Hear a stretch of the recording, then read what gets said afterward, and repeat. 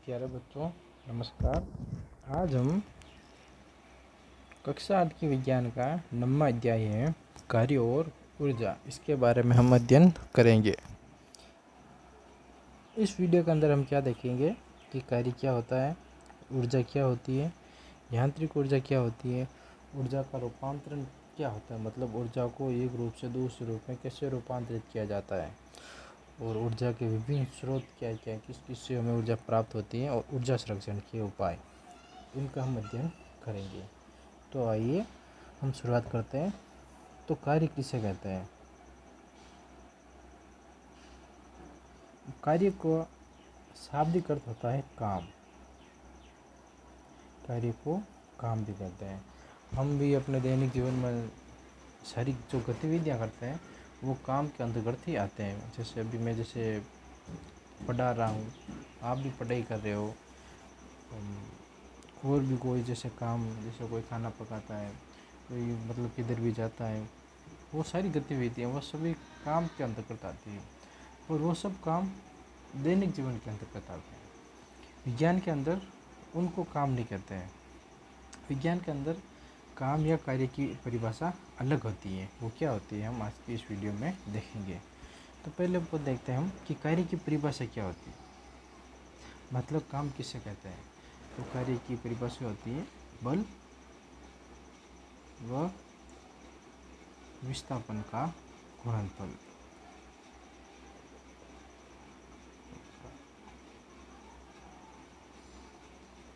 बल और विस्थापन के गुणनफल को हम कार्य कहते हैं।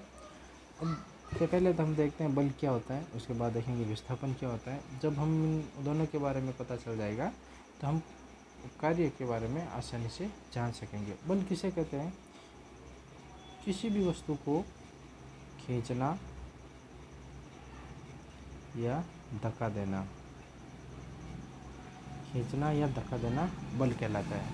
और विस्थापन किसे कहते हैं? निश्चित दिशा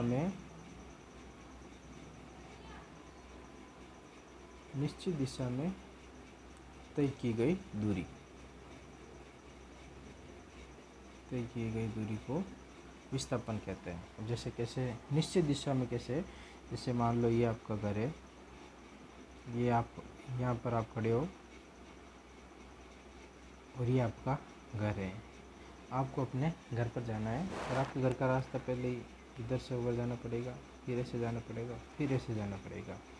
ये पाँच किलोमीटर है, ये 2 किलोमीटर, ये 3 किलोमीटर। अब यदि आपको पूछ ले कि ये आपका, मान लो ये आपका विद्यालय है, तो विद्यालय से आपके घर की दूरी कितनी है? तो आओ 5 + 2 + 3, तो कुल दूरी कितनी हो जाएगी? 10 किलोमीटर।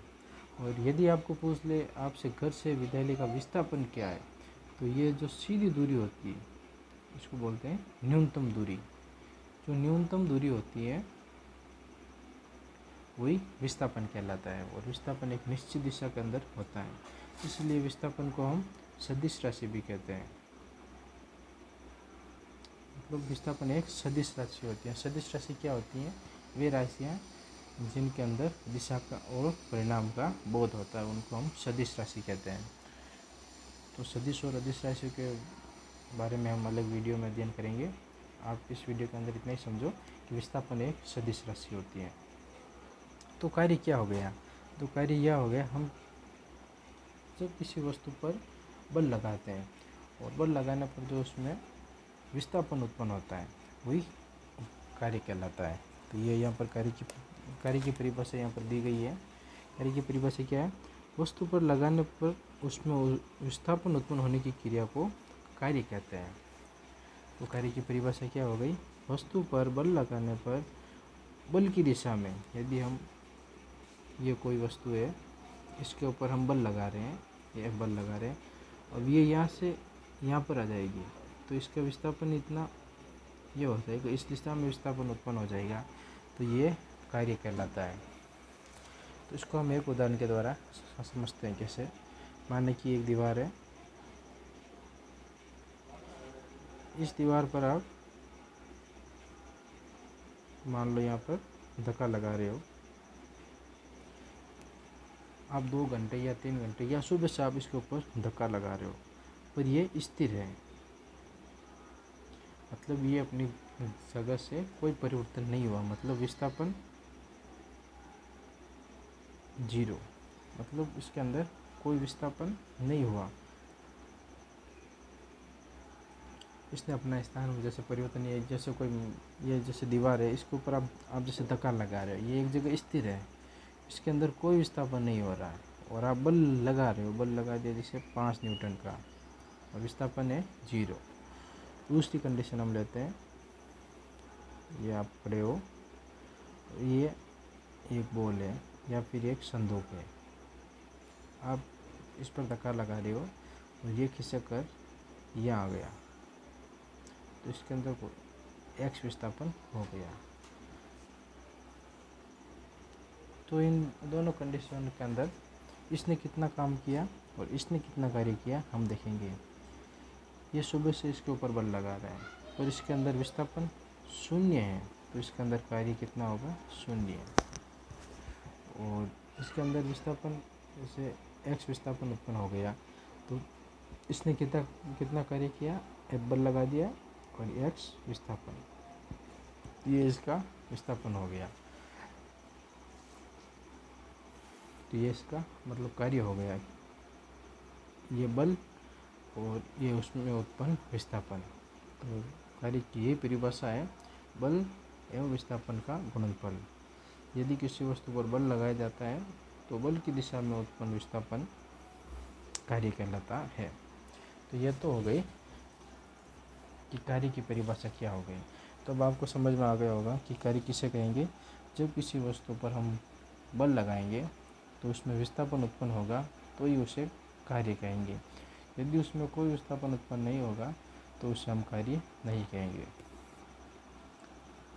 अब होता है कि कार्य किस पर निर्भर करता है। कार्य की निर्भरता, कार्य की निर्भरता, कार्य किस पर निर्भर करता है। तो सबसे पहले कार्य का सूत्र क्या हो गया, बल इंटू विस्थापन, बल इंटू विस्थापन। तो कार्य विस्थापन पर निर्भर करता है और जो बल लगा रहे हैं तो बल पर भी निर्भर करता है। यदि विस्थापन का मान ज़्यादा होगा, यदि किसी वस्तु में विस्थापन ज़्यादा है तो कार्य भी ज़्यादा होगा।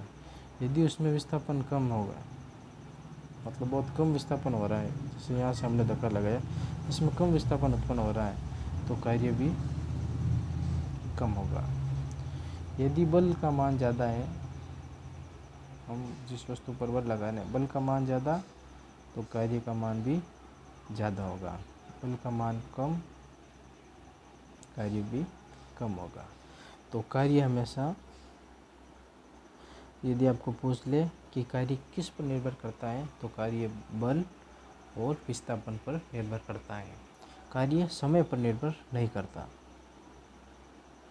समय पर निर्भर नहीं करता। जैसे यहाँ आपने देखा था, ये 2 घंटे से दीवार पर धक्का लगा रहा है, तो इसने कोई भी कार्य नहीं किया। ये सिंपल एग्जांपल के द्वारा आप इसे समझ सकते हैं।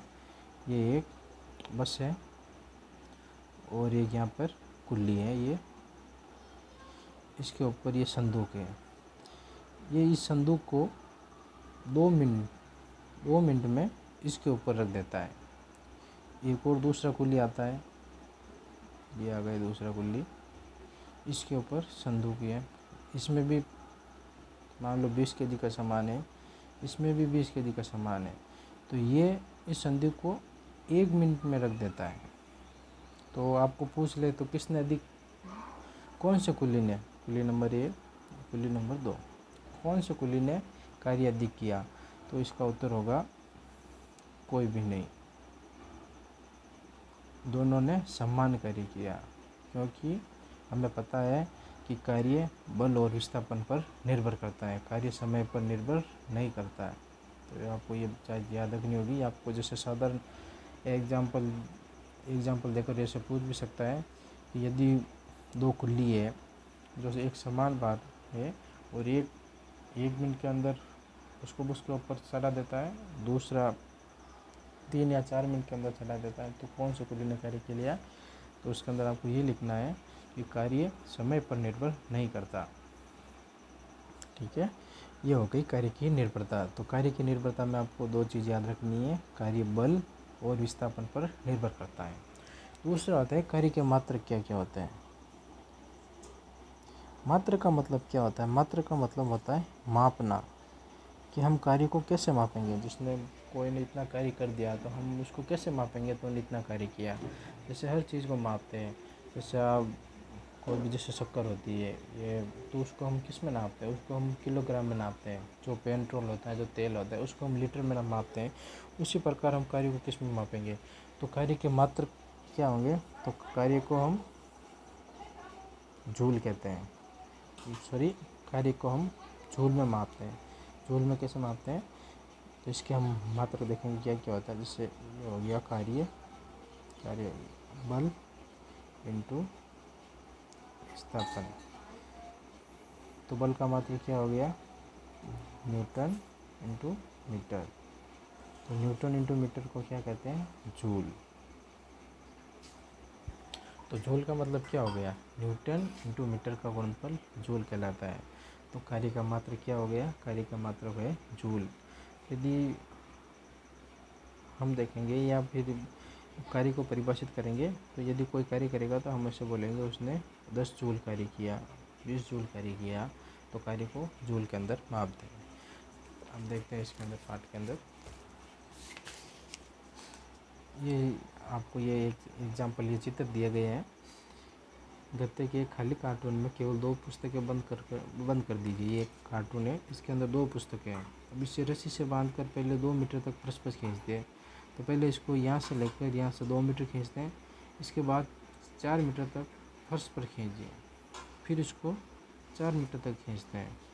तो इन दोनों स्थिति में अधिक कार्य कब होगा? तो इन दोनों स्थिति में जो सेकंड कंडीशन होगी उसके अंदर कार्य अधिक होगा, क्योंकि इसमें विस्थापन का मान ज़्यादा होता है, तो कार्य का मान ज़्यादा होगा। तो कार्य विस्थापन पर निर्भर करता है। दूसरा है, पहले कार्टून 2 पुस्तकें रखकर 4 मीटर तक खींचिए, उसके बाद इसे पुस्तकों को पूरा भर दीजिए। इसको पुस्तकों से हमने पूरा भर दिया, फिर इसको 4 मीटर तक खींचिए, इसको 4 मीटर तक खींचा। दोनों स्थितियों में विस्थापन समान है। इसमें भी 4 मीटर विस्थापन है और इसमें भी 4 मीटर विस्थापन है। पर इसमें क्या है, इसमें 2 किताबें हैं तो इसके अंदर हम बल कम लगा रहे हैं। इसके अंदर किताबें पूरी भरी हुई है तो इसके अंदर हमें बल ज़्यादा लगाना पड़ेगा, थोड़ी ज़्यादा जोर लगा कर खींचना पड़ेगा। तो दूसरी कंडीशन में हमें कार्य ज़्यादा करना पड़ेगा। तो इससे क्या होता है, पहले चित्र के द्वारा हमें यह है कि कार्य विस्थापन पर निर्भर करता है। विस्थापन का मान अधिक होगा तो कार्य का मान भी अधिक होगा। दूसरे में विस्थापन बल पर भी निर्भर करता है। जितना अधिक बल होगा उतना ही ज़्यादा हमें कार्य करना पड़ेगा। तो ये हो गया वस्तु द्वारा। तो कार्य 2 बातों पर निर्भर करता है, विस्थापन पर और बल के परिणाम पर। तो कार्य की परिभाषा यह हो गई, बल इंटू बल की दिशा में विस्थापन। तो कार्य को हम बल F इंटू विस्थापन, ये हो गया विस्थापन। इसको लिख दिया हम फोर्स। इसको हम तीर के रूप में प्रदर्शित करेंगे, क्योंकि बल भी एक सदिश राशि है और विस्थापन भी एक सदिश राशि है। तो इन दोनों को हम ऐसे लिखेंगे। और कार्य एक अदिश राशि है, ये आपको ध्यान रखना होगा। कार्य एक अदिश राशि है और अदिश और सदिश राशियाँ क्या होती है, हम अगले वीडियो, एक अलग वीडियो में, सेपरेट वीडियो में हम अदिश और सदिश राशियों के बारे में अध्ययन करेंगे। तो मेरे हिसाब से आपको कार्य के बारे में, ये कार्य की परिभाषा, ये कार्य की निर्भरता और कार्य के मात्रक, ये सब आपको समझ में आ गए होंगे। धन्यवाद। आज की इस वीडियो में इतना ही। नेक्स्ट वीडियो का हम देखेंगे कि ऊर्जा क्या होती है, कौन कौन से प्रकार है और इनके रूपांतरण कैसे किया जाता है। धन्यवाद मित्रों।